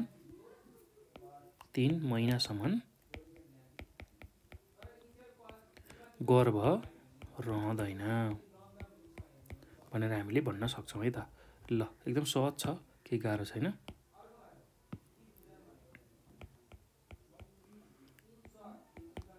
ल यति कुरा हामीले बुझ्नु पर्यो है त। अब यो पछि हामी अर्को प्रश्नमा जाउँ। अर्को प्रश्न के छ भन्दाखेरि जनसङ्ख्या वृद्धिले सामाजिक तथा आर्थिक पक्षमा पारेको असर न्यूनीकरण गर्ने 4 उपायहरू लेख्नुहोस् भनेर सोधेको छ। ल एकदम सहज छ यसको उत्तर पनि, र यो पनि एससीईको 2074 सालमा सोधेको प्रश्न हो। एकदम सहज छ। ल अब त्यसलाई बुँदागत रूपमा हामी लेख्दै जाउँ है त यसको उत्तर पनि। ल पहिलो बुँदामा के लेख्न सक्छौँ भने अब जनसङ्ख्या वृद्धिले सामाजिक तथा आर्थिक पक्षमा पारेको असरहरू न्यूनीकरणका उपायहरू निम्नलिखित छन् भनेर तपाईँले सुरुमा लेख्नुहोस्। र पहिलो बुँदामा के लेख्न सक्नुहुन्छ भने आधारभूत स्वास्थ्य सेवा सर्वसाधारण जनतामा पुर्याउने। आधारभूत स्वास्थ्य सेवा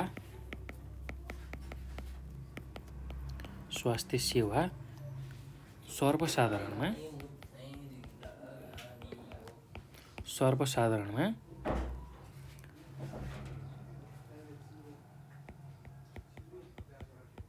पुर्याउने। त्यस्तै अर्को बुँदामा के लेख्न सक्नुहुन्छ, अर्को असर न्यूनीकरण गर्न सक्ने कुरामा सबै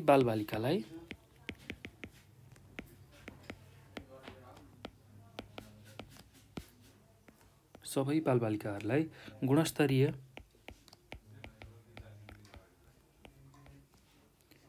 शिक्षा उपलब्ध गराउने।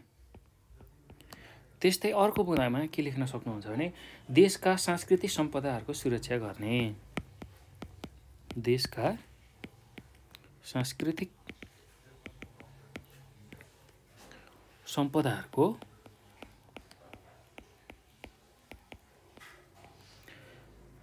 सुरक्षा गर्ने। त्यस्तै गरी अर्को बुँदामा के लेख्न सक्नुहुन्छ भने रोजगारीका अवसरहरू वृद्धि गर्ने।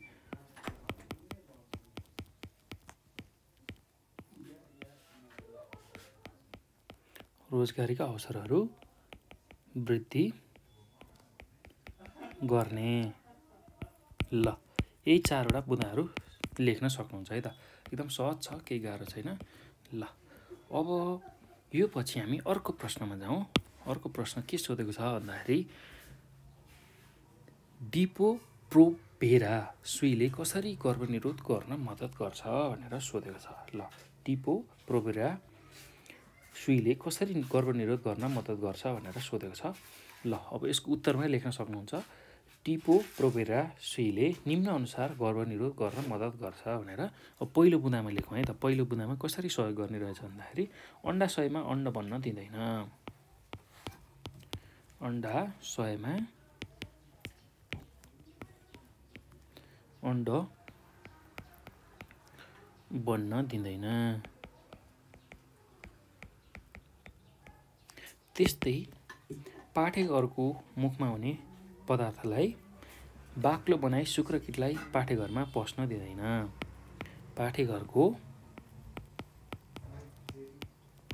पाठेघरको मुखमा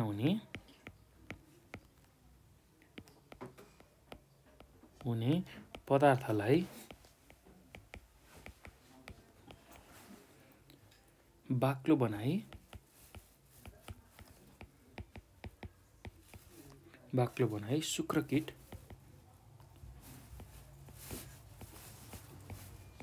शुक्रकीटलाई पाठेघरमा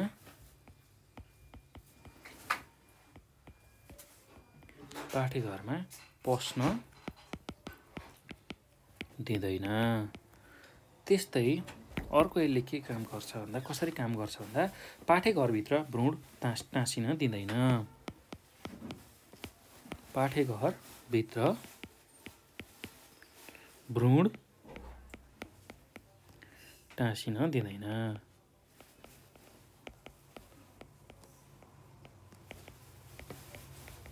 ल त्यस्तै अर्को यसले के काम गर्न सहयोग गर्छ भन्दाखेरि आकस्मिक गर्भधारणबाट बचाउँछ। आकस्मिक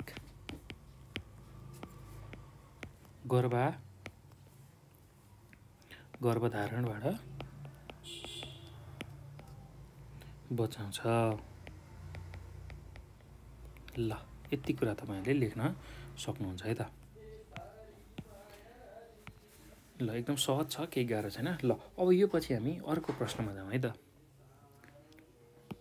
ल अब यो प्रश्नमा के सोधेको छ भन्दाखेरि हेर्नुहोस् त, योनिस्राव परीक्षण विधिले कसरी गर्भनिरोध गर्न मद्दत गर्छ भनेर सोधेको छ। ल यो पनि 2074 सालको एसईमा सोधेको प्रश्न हो। एकदम सजिलो छ, केही गाह्रो छैन। ल अब योनिस्राव परीक्षण विधिले निम्नानुसार गर्भनिरोध गर्न सक्छ भनेर हामीले लेख्न सक्छौँ है त। ल अब त्यसमा पहिलो बुँदा भनेको यौन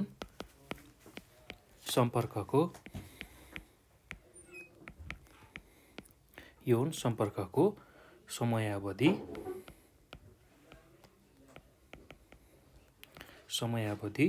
घटाएर, ल जुन यौन सम्पर्कको समय अवधि हुन्छ त्यसलाई घटाउने पहिलो त्यो रहेछ। ल अब अर्को भनेको यौन सम्पर्क गर्न हुने र नहुने समयको जानकारीबाट।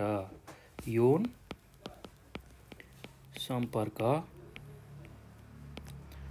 गर्न हुने र नहुने समयको जानकारीबाट।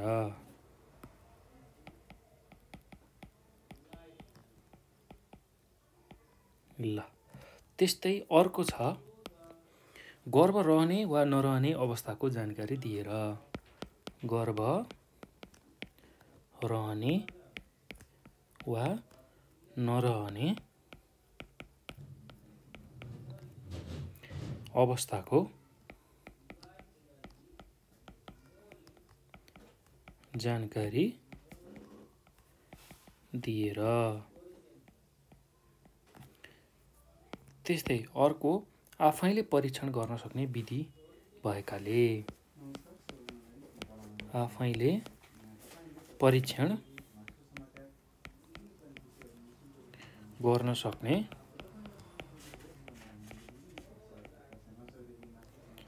विधि भएकाले। ल यति कुराहरू चाहिँ हामीले लेख्नुपर्छ। अब यो पछि हामी अर्को प्रश्नमा जाउँ। अर्को प्रश्नमा के सोधेको छ भन्दा कुनै जिल्लामा 2070 सालमा 20 देखि 24 वर्ष उमेर समूहका महिलाहरूले 200 जीवित शिशुहरूको जन्म दिए। यदि त्यो वर्ष त्यस उमेर समूहका महिलाहरूको सङ्ख्या 10,000 थियो भने त्यस उमेर समूहको उमेर विशिष्ट प्रजनन दर निकाल्नुहोस् भनेर सोधेको छ। ल यो एकदमै सजिलो छ यसलाई निकाल्न। यसको लागि हामीलाई सूत्र चाहिँ थाहा हुनुपर्छ। सूत्र थाहा हुने बित्तिकै हामीले सजिलै निकाल्न सक्छौँ है त।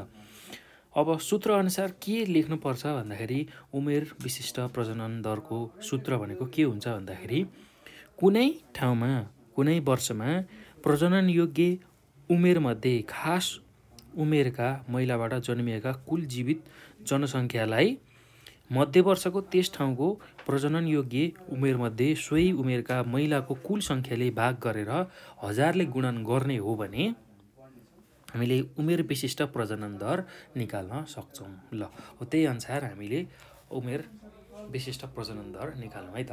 ल अब यसको उत्तरमा के लेख्न सकिन्छ भने उत्तरमा सूत्र अनुसार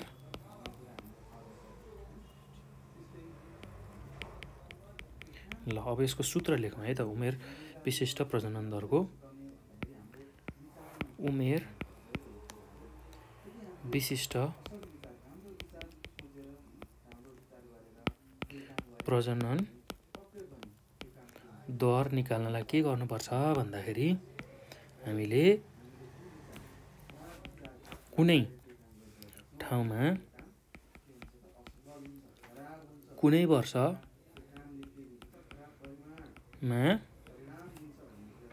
प्रजनन योग्य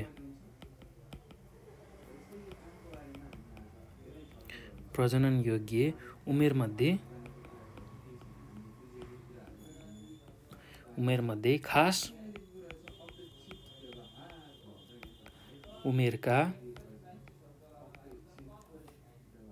महिलाबाट जन्मिएका कुल जीवित जनसङ्ख्यालाई केले भाग गर्न पर्यो भन्दाखेरि मध्य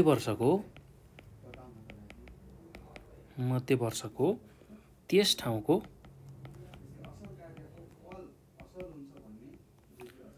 प्रजनन योग्य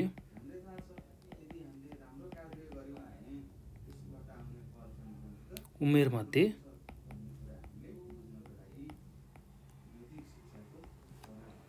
सोही उमेरका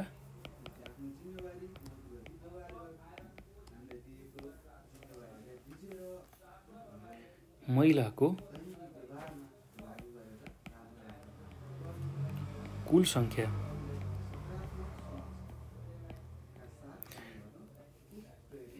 1000ले गुणन गर्नु पर्यो।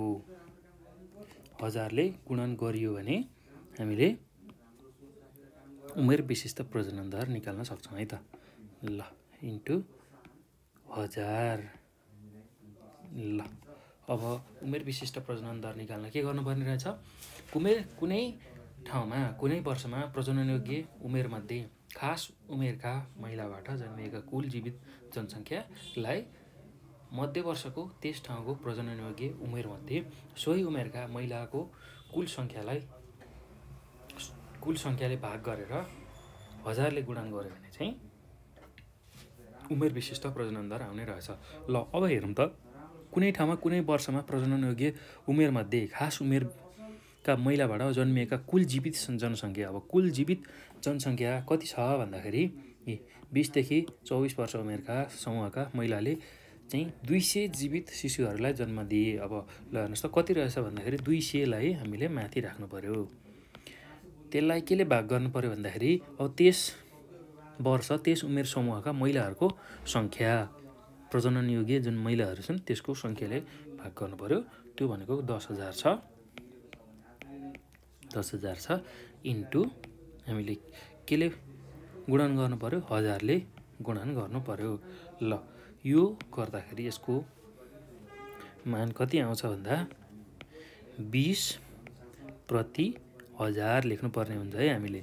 20 आउँछ र त्यो कतिमा गनिन्छ भन्दा 1000मा गनिन्छ, प्रति 1000मा गनिन्छ। अर्थात् 1000 जना मध्ये 20 जना भनेर हामीले बुझ्न सक्छौँ। 20 प्रति 1000 भन्नुको मतलब 1000 जनामा 20 जना चाहिँ रहेछन् भनेर बुझ्नु पर्ने हुन्छ है त। ल, यति गरिसकेपछि यसको उत्तर आयो। अब अर्को प्रश्नमा जाउँ। त्यस्तै गरी अर्को प्रश्न के छ भने हेर्नुहोस् त, अर्को प्रश्नमा एसईकै 2074 सालमा सोधेको प्रश्न, कुनै नगरपालिकामा विक्रम सम्वत 2072 सालमा 3000 जीवित शिशुहरूको जन्म भयो। सोही वर्ष 1 वर्ष नपुग्दै झाडा पखालाको कारण 60 जना शिशुको मृत्यु भयो भने त्यस नगरपालिकाको शिशु मृत्युदर पत्ता लगाउनुहोस् भनेर सोधेको छ।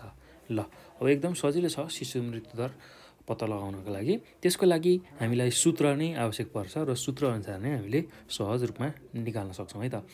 अब त्यसको लागि सूत्र के छ भन्दाखेरि शिशु मृत्युदरको सूत्र भनेको कुनै ठाउँमा कुनै वर्षमा 1 वर्षभित्र मृत्यु हुने शिशुहरूको सङ्ख्या, त्यसलाई चाहिँ त्यस ठाउँमा उक्त वर्ष जीवित जन्मिएका कुल शिशुहरूको सङ्ख्याले भाग गर्यो र त्यसलाई 1000ले गुणन गर्यो भने त्यसले शिशु मृत्युदर दिन्छ है त। ल, त्यही कुरालाई अब हामी उत्तरको रूपमा लेखौँ है। ल, उत्तरमा अब के हुनु पर्यो भन्दाखेरि सूत्रअनुसार अथवा सूत्रानुसार पनि भनिन्छ है यसलाई। सूत्रानुसार अर्थात् सूत्र अनुसारलाई एकै ठाउँमा जोड्दाखेरि सूत्रानुसार हुन्छ, त्यही कुरा लेखेको। ल, अब शिशु मृत्युदर, ल शिशु मृत्युदर निकाल्ने सूत्र भनेको के छ भन्दाखेरि कुनै ठाउँमा कुनै वर्षमा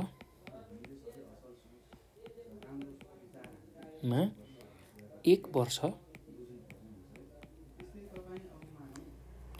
भित्र मृत्यु हुने शिशुहरूको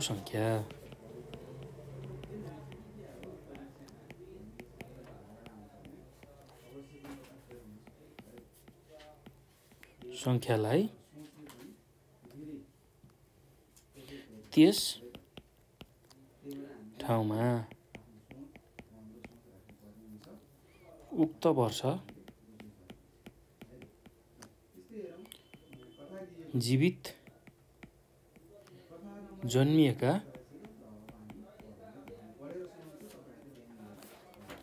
कुल शिशुको सङ्ख्या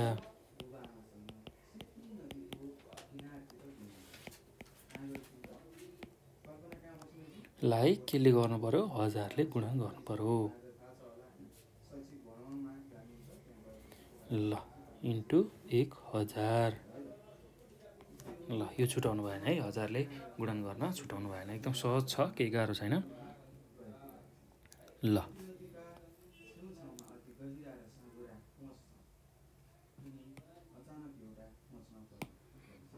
एकदम सहज छ, केही गाह्रो छैन। अब यहाँ हामीलाई प्रश्नमा दिएको जुन मानहरू छ त्यसलाई राख्दै जाउँ, एकदम सहज छ, केही गाह्रो छैन। ल,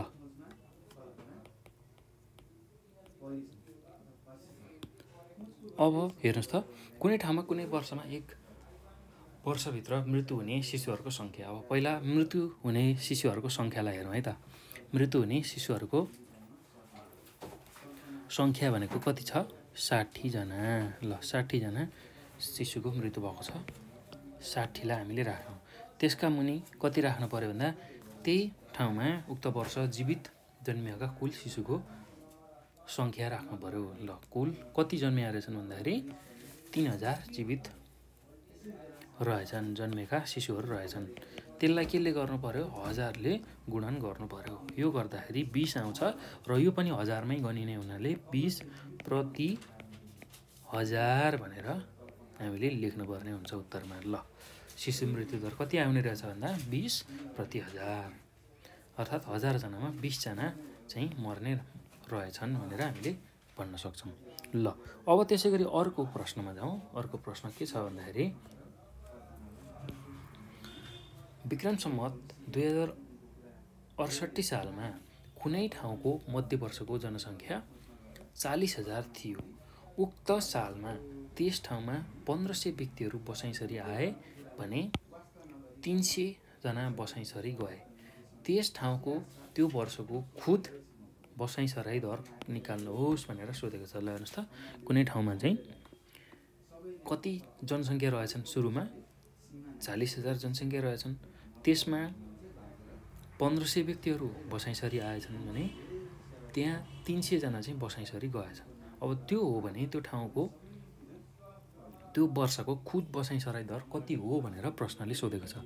ल यो पनि एकदम सहज छ, यो पनि सूत्र अनुसार नै गर्ने है, एकदम सजिलो छ, केही गाह्रो छैन। सूत्र चाहिँ तपाईँहरूलाई थाहा हुनुपर्छ। सूत्र थाहा हुने बित्तिकै तपाईँहरूले सहज रूपमा यसको मान पत्ता लगाउन सक्नुहुन्छ है त।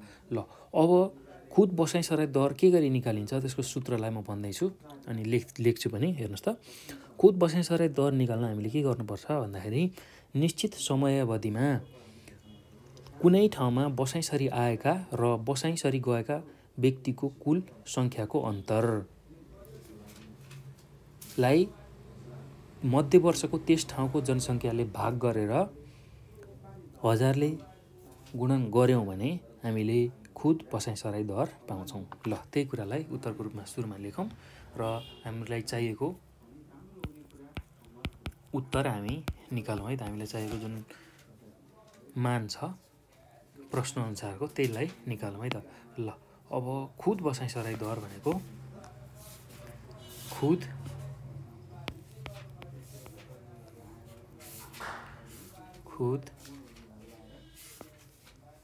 बसाइँसराई दर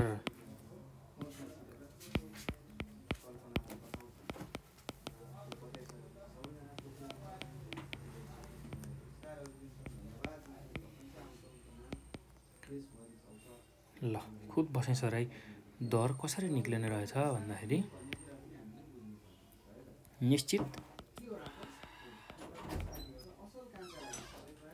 निश्चित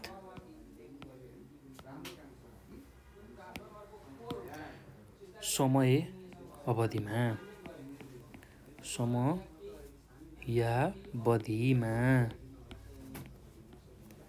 कुनै ठाउँमा बसाइँसरी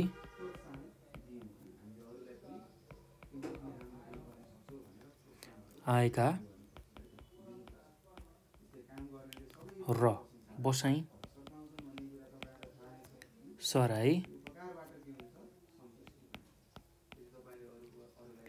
गरी गएका व्यक्तिको कुल सङ्ख्याको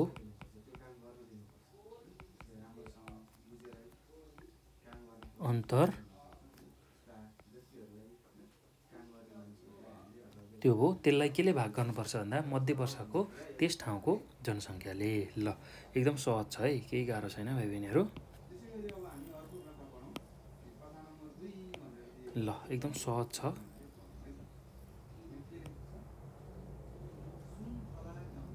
ल अब मध्य वर्षको त्यस ठाउँको जनसङ्ख्यालाई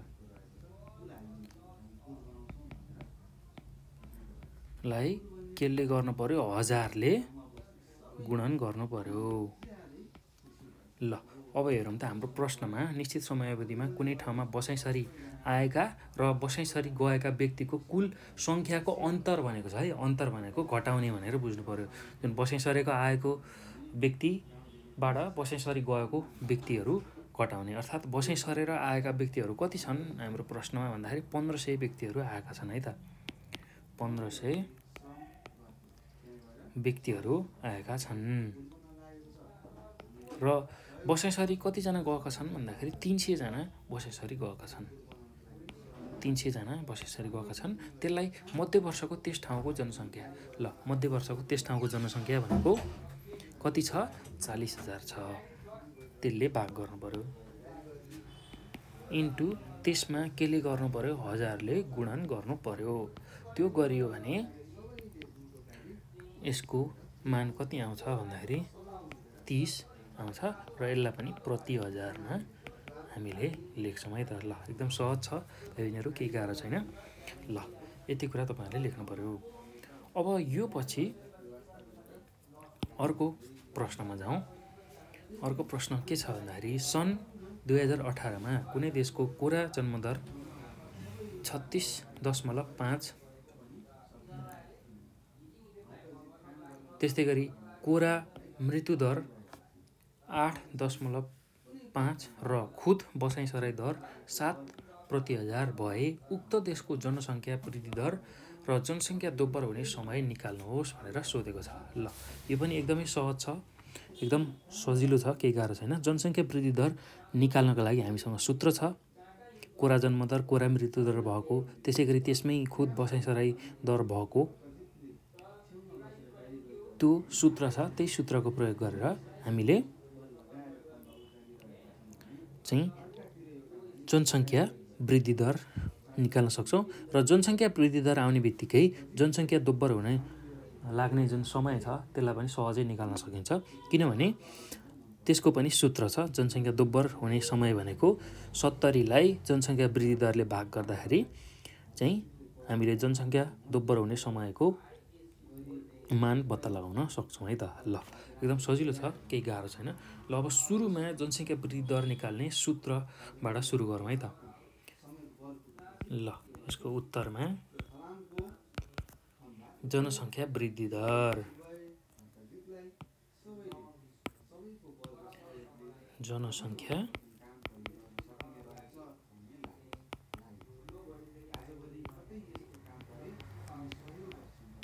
वृद्धि दर।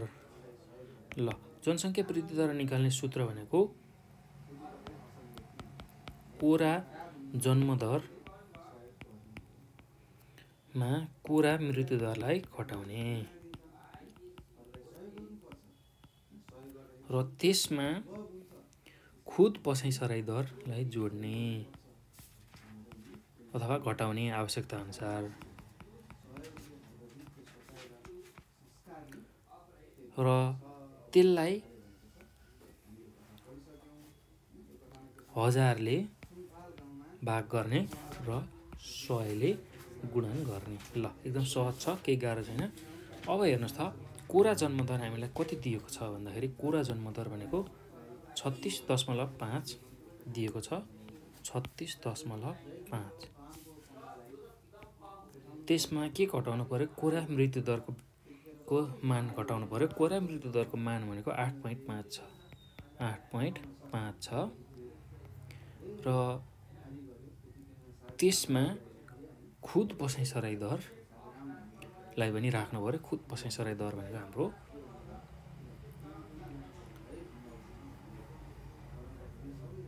7 छ। ल अब यो भइसकेपछि यसलाई 1000ले भाग गर्नु पर्यो र 100ले गुणन गर्नु पर्यो। अब हेर्नुहोस् त 36.5 मा 8.5 घट्दाखेरि 28 आयो। त्यसमा अब अहिले हामी खुद बसाइसराई दरलाई जोड्दैछौँ। त्यसमा 7 लाई जोड्दैछौँ र त्यसमा 1000ले भाग गर्नु पर्यो र 100ले गुणन गर्नु पर्यो। ल अब त एकदम सहज छ, केही गाह्रो छैन। ल अब यसको मान कति आयो? 28 + 7 भनेको 35 इन्टु 100लाई 1000ले भाग गर्नु पर्यो। त्यो गर्दा हाम्रो मान कति आउँछ 3.5 आउँछ। ल जनसङ्ख्या वृद्धि दर कति आयो भन्दाखेरि जनसङ्ख्या वृद्धि दर भनेको 3.5% आयो। ल अब जनसङ्ख्या वृद्धि दर आइसकेपछि अब हामीलाई अर्को कुरा पनि सोधेको छ, जनसङ्ख्या दोब्बर हुने समय पनि सोधेको छ। ल जनसङ्ख्या दोब्बर हुने समयको लागि पनि सूत्र छ एकदम सजिलो। फेरि जनसङ्ख्या दोब्बर हुने समय भनेको 70लाई जनसङ्ख्या वृद्धि दरले भाग गर्यो भने जनसङ्ख्या दोब्बर हुने समय आउँछ है त। जनसङ्ख्या वृद्धि दर ल एकदम सहज छ है। ल 70 जस्ताको जस्तै छ र जनसङ्ख्या वृद्धि दर हाम्रो कति आएको छ भन्दाखेरि 3.5% आएको छ। ल 70लाई 3.5ले भाग गर्दाखेरि कति आउँछ भन्दा 20 वर्ष आउँछ। ल यति चाहिँ हामीले निकाल्नु पर्यो है त। ल एकदम सहज छ, केही गाह्रो छैन। विशेष गरेर जनसङ्ख्या वृद्धि दर निकाल्न जान्नु पर्यो हामीले।